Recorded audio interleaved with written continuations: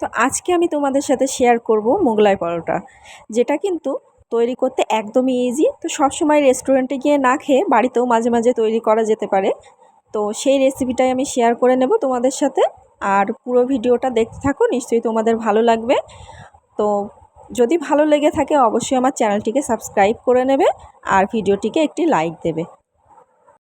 তো দেখো, এটা তৈরি করার জন্য প্রথমেই আমি একটা বোলের মধ্যে কিছু পরিমাণ ময়দা নিয়েছি। এখানে আমি 1.5 কাপের মতো ময়দা নিয়েছি, তার সাথে পরিমাণ মতো লবণ নিয়েছি আর একটু সয়াবিন তেল নিয়েছি। এখানে 2 চামচের মতো সয়াবিন তেল নিয়েছি আমি। তো সবগুলোকে খুব ভালোভাবে মেখে নিতে হবে। আর দেখো, আটাটা একটু ভালো করে মাখতে হবে যাতে করে মোগলাইটা একটু খাস্তা হয়।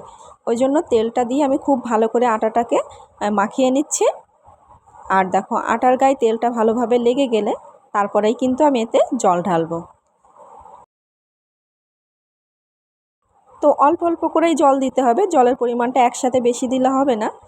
তো এইভাবে যেভাবে আমরা রুটির জন্য আটা মাখি সে তার থেকে একটু নরম হবে আটার ডোটা। তো দেখো, আস্তে আস্তে করে আমি এটা মেখে নিচ্ছি। আর এটা একটু টাইম নিয়েই মাখতে হবে। আর আজকের এই ভিডিওটা দেখার পর তোমরা বুঝতে পারবে যে মোগলাই পরোটা তৈরি করা কতটা ইজি আর কত অল্প সময়ের মধ্যে আমরা এত সুন্দর একটা নাস্তা তৈরি করতে পারি। তো দেখো, আটাটা আমার মাখা হয়ে গেছে। এরপর উপর থেকে আমি একটু সাদা তেল দিয়ে দিলাম, দিয়ে আটাটাকে রেস্টে রেখে দেবো 15 থেকে 20 মিনিটের জন্য। তো একটা বোল নিয়েছি, তাতে আমি পেঁয়াজ কুচি নিয়েছি। আমি এখানে 2টোর মতো ছোট ছোট পেঁয়াজ কেটে নিয়েছি, তার সাথে একটু লঙ্কা কুচি আর আদা একদম কুচি কুচি করে কেটে আমি তার মধ্যে অ্যাড করে দিলাম। এরপরে আমি পরিমাণ মতো লবণ দেব আর তার সাথে দিয়ে দেবো একটু জিরের গুঁড়া আর দিয়ে দেব মরিচের গুঁড়া। তো যেহেতু লঙ্কাটা আমি দিয়েছি ওই জন্য লঙ্কার গুঁড়ো আমি আর দিলাম না। তো ঝালটা তোমরা তোমাদের ইচ্ছা মতো দিতে পারো। তো এগুলোকে খুব ভালো করে আমি হাত দিয়ে মাখিয়ে নেব। আর দেখো, এটা খুব সুন্দরভাবে মেখে গেছে। এরপরে আমি এর ভিতরে ডিম দিয়ে দেব। তো আমি এখানে 2টো পেঁয়াজ নিয়েছি বলে আমি এখানে 2টো ডিম দিয়েছি। আর যত পরিমাণ আটা মেখেছি আমি তাতে 2টো ডিমই আমার ঠিকঠাক মতো হয়ে যাবে। তো দেখো, আমি 2টো ডিম দিয়ে এরপরে আমি ডিমটাকে খুব সুন্দর করে পেঁয়াজের সাথে মাখিয়ে নেব। তো আমি এখানে কাঁটা চামচ নিয়ে ভালো করে মাখিয়ে নিচ্ছি। আর কাঁটা চামচ দিয়ে ভালো করে মাখিয়ে নিতে হবে যাতে করে মশলাটা পেঁয়াজ আর ডিমটা একসাথে খুব ভালোভাবে মেখে যায়। তো এরপরে মাখা হয়ে গেছে, আমি এটা সাইডে রেখে দিলাম। আর তারপরে আটার ডোটাকে নিয়ে আমি এইভাবে লেচি কেটে নেব। তো দেখো, আটার ডোটা আমি হাত দিয়ে আগে মাখিয়ে নিচ্ছি, এরপরে আমি লেচি কেটে নিলাম এবং যেটা বেশি ছিল সেটা আমি আবারও ঢেকে রাখলাম, কারণ একটা একটা করে তৈরি করতে হবে, একসাথে করে রাখলে হবে না।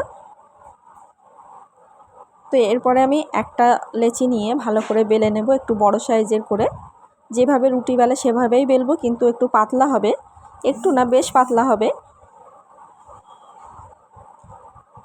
তো দেখো, আমি এখানে আটা নিয়ে বেলে নিচ্ছি।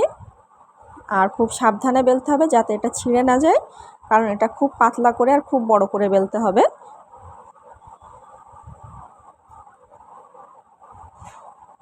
তো দেখো, আমার বেলাটাও হয়ে গেছে, একদমই পাতলা করে বেলে নিয়েছি আমি।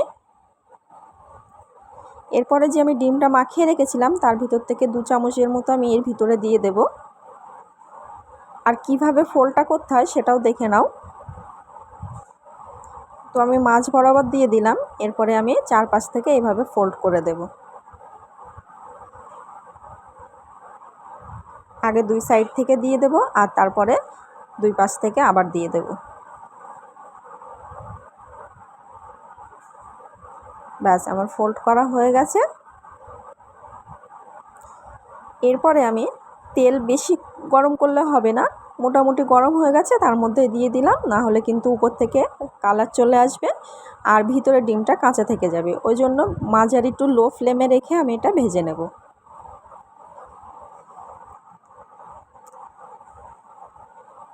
তো দেখো, এটা আমার ভাজা হয়ে যাচ্ছে এক সাইডটা। তো হয়ে গেলে আস্তে আস্তে অপর সাইডটা উল্টে দেবো। এভাবে আস্তে আস্তে করে আমি এটা ভেজে নেব। আর একটা করে ভাজা হয়ে গেলে তারপর কিন্তু আরেকটা রেডি করতে হবে, একসাথে আরেকটা দুটো রেডি করে রাখলে হবে না।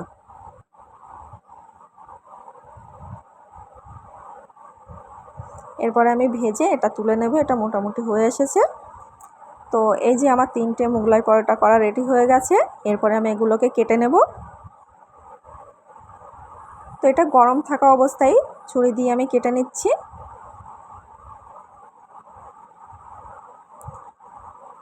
আর দেখো এটা আমি প্লেটে সাজিয়ে নিয়েছি। এটা কিন্তু সস দিয়ে খেতে বেশ ভালো লাগবে।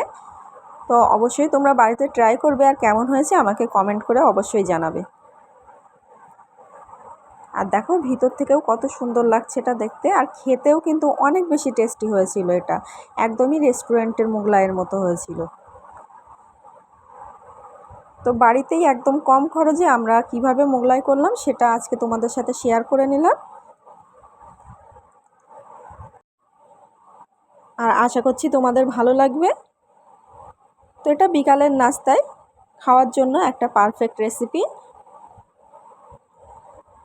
আর দেখা হচ্ছে তোমাদের সাথে পরের ভিডিওতে।